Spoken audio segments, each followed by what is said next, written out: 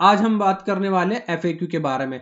तो एफएक्यू के बारे में अगर आप देख सकते हो तो एफएक्यू के अभी एक नया अपडेट आया है। इसमें ये कुछ क्वेश्चंस हैं जो एआई से जनरेटेड हैं, वो आपको बताए गए हैं। तो हम बात करते हैं, is AI content against Google search guidelines. आजकल सभी के मन में एक ही क्वेश्चन जनरेट हो रहा है, और हम बात करें कि एआई के द्वारा जनरेट किया गया जो कंटेंट है वो गूगल सर्च गाइडलाइंस के अंदर आता है या नहीं आता।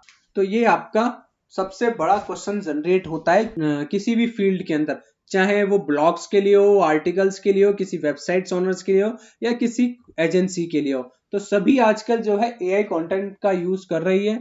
तो वो सब उनका सबसे पहला क्वेश्चन यही है, क्या एआई कंटेंट अगेंस्ट है गूगल सर्च गाइडलाइंस के। तो इसका सीधा सीधा गूगल ने आंसर दिया है, appropriate use of AI और automation is not against our guideline, यानी इसके गाइडलाइंस के विरुद्ध नहीं है AI content. Okay, this means that it is not used to generate content primarily to manipulate search ranking, which is against our spamming policy. Okay, तो इसका मतलब ये नहीं है कि ये AI जनरेटेड कंटेंट जो है मैनिपुलेट कर रहा है, करे या ना करे, वो उसके अगेंस्ट नहीं है बिल्कुल भी। ठीक है, जो नेक्स्ट आपका जो FAQ या क्वेश्चन है वो है आपका, Why doesn't Google search ban AI content? So Google search जो है AI content को बैन क्यों नहीं करता। ठीक है, automation has been used in publishing to create useful content, यानी ऑटोमेशन बहुत लॉन्ग टाइम से यूज किया जा रहा है कंटेंट क्रिएशंस के लिए। So AI can assist with the and generate useful content in exciting new way. So अब जो AI है वो अलग तरीके से नया कंटेंट और हर अच्छे से अच्छा कंटेंट प्रोड्यूस कर रहा है। ठीक है, इसलिए उसको वो बैन नहीं कर रहा है। ठीक है, नेक्स्ट क्वेश्चन जो आपका दिया गया है वो, how will Google search prevent poor quality AI content from taking over search result. Okay, जैसा गूगल ने सबसे पहले यही कहा था कि we rank on a high level quality content, not the poor quality content. Okay, so it shows that poor quality content isn't a new challenge for a Google search to deal with. Okay, it says that only poor quality content is not a challenge. Okay, we have to find out that which content is good for the user. Okay, so the content should be a quality content, so we will rank that content particularly. Okay, so next is that we have been tackling poor quality content creating both by human or the automation for a year. सो अगर हम बात करें तो ये कह रहा है कि we have been tackling poor quality content. तो ये जो आप पिछले कुछ सालों से ये क्वालिटी कंटेंट्स के ऊपर बहुत ज्यादा ही टैकल कर रहा है, चाहे वो ह्यूमंस के द्वारा हो या फिर एआई के द्वारा हो।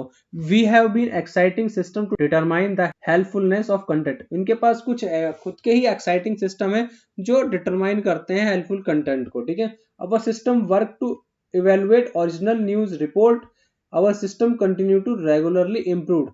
ओके, उनके कुछ अलग खुद के ही सिस्टम है जो वर्क कर रहे हैं न्यूज रिपोर्टिंग के लिए और रेगुलर इंप्रूवमेंट के लिए। ओके, जो नेक्स्ट क्वेश्चन गूगल के द्वारा प्रोड्यूस किया गया वो है, how will Google address AI content that potentially propagate misinformation और contradict consensus on important topic. Okay, इसका सीधा सीधा कहना है कि these issue exist in the both human and generated और AI generated content. However, content is produced, our system look to surface high quality information from a reliable sources. Okay, and not information that contradict well established consensus on important topic where information quality is critically important, like health, civic, financial information. Our system plays an even greater emphasis on the signals of reliability. सीधा सीधा Google यही कहना चाह रहा है कि किसी भी टॉपिक के ऊपर अगर एआई जो है कंटेंट रिलीज करता है, तो वो हाई क्वालिटी कंटेंट हो तो वो रिलायबल होगा उसके चीज के लिए, चाहे वो किसी भी इंफॉर्मेशन को लेकर के हो। ठीक है, वो किसी भी इंफॉर्मेशन को लेकर के हो, चाहे हेल्थ हो, सिविक हो, फाइनेंशियल इंफॉर्मेशन हो, अगर कंटेंट क्वालिटी है तो वो उसको रैंक करेगा। नेक्स्ट जो क्वेश्चन है आपका, how can search determine if AI is being used to spam search result. यानी ये कह रहा है कि किस तरीके से जो गूगल सर्च है वो सर्च डिटरमाइन करेगा कि एआई के द्वारा लिखा गया जो कंटेंट है वो स्पैमिंग है सर्च रिजल्ट्स के अंदर। Google says that we have a variety of system including spam brain that analyze pattern and signals to help us identify spam content however it is produced. Okay, सीधा सीधा Google ने यही कह दिया है कि उसके पास कई सारे ऐसे सिस्टम है जैसे कि स्पैम ब्रेन, जो एनालाइज करता है अलग अलग पैटर्न और अलग अलग सिग्नल्स को जो स्पैमिंग कंटेंट होते हैं, चाहे वो किसी के भी द्वारा लिखा गया हो, चाहे वो ह्यूमंस द्वारा लिखा गया हो या एआई के द्वारा लिखा गया हो। नेक्स्ट जो क्वेश्चन आता है वो आता है, will AI content rank highly on search. So सीधा सीधा इसका क्वेश्चन का यही मतलब है कि क्या एआई के द्वारा लिखा गया कंटेंट रैंक कर सकता है हाई लेवल पर।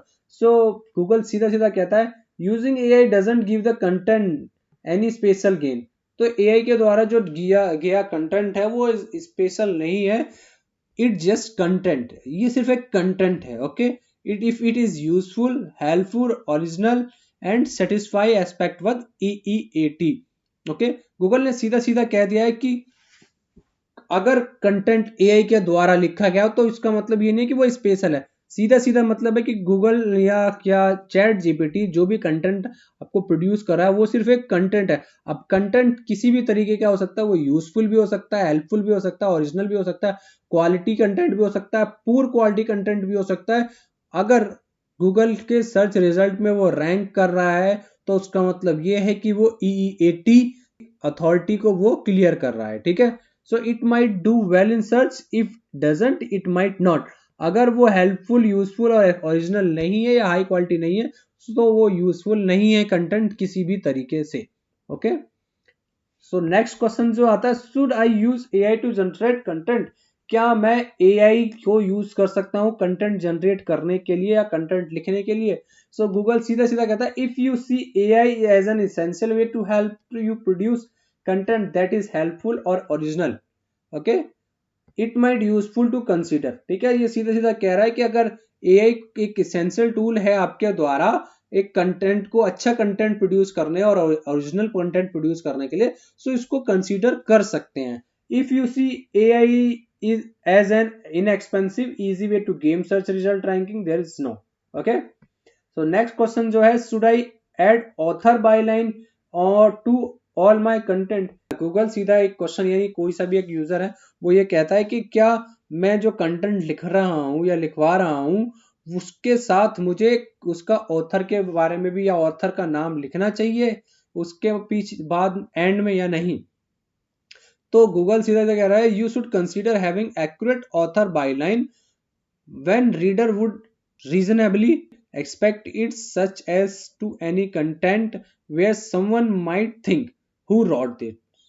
ओके, सो सीधा सीधा गूगल कह रहा है कि अगर आपके पास है तो आप उसके ऑथर का जो नाम है लाइन के अंदर आप लिख सकते हैं, लिखना जरूरी है ताकि किसी भी जो भी यूजर है उसको पता चल सके कि कंटेंट किसके द्वारा लिखा गया है। As a reminder, publisher that publish in Google News should use byline और ऑथर इंफॉर्मेशन। जैसा कि आपने जब कहीं किसी न्यूज़पेपर को पढ़ा होगा तो न्यूज़पेपर के अंदर कोई सी भी एक जो कंटेंट लिखा जाता है या न्यूज आती है तो उसके एंड में उस लिखने वाले का नाम होता है या पब्लिशर का नाम होता है। ठीक है, तो वो एक गूगल न्यूज की पॉलिसी है। तो इसी तरीके से आप भी अपना जो कंटेंट है उसको लिखने के बाद उसके साथ में एंड में अपने राइटर का नाम लिख दीजिए, जिससे पता चल गया कि ये कंटेंट किसके द्वारा लिखा गया है। Okay, the next question is that, should I add AI और automation disclosure to my content.